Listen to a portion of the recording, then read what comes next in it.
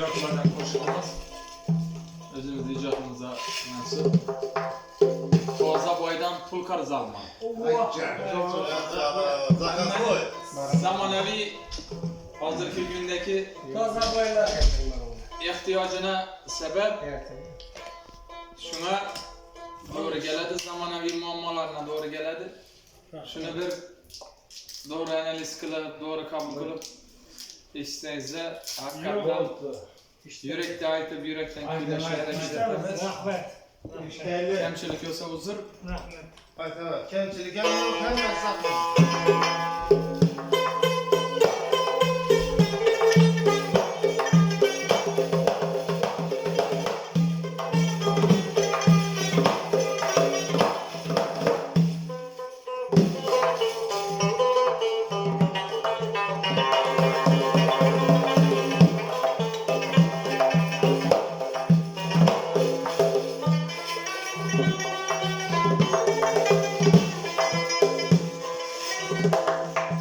Yenge boydan pul karz almayın, her kimsini kırma ister.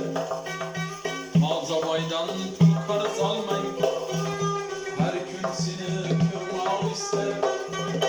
Bunun sert kılganın bilse tayda uykun tutma ister. Bunun sert kılganın bilse tayda uykun tutma ister. Yenge boydan pul karz almayın.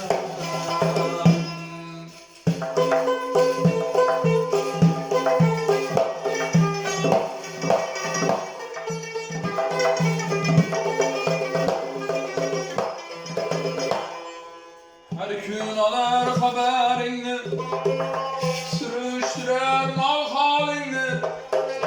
Her gün alıp haberini, sürüştüren mal halini.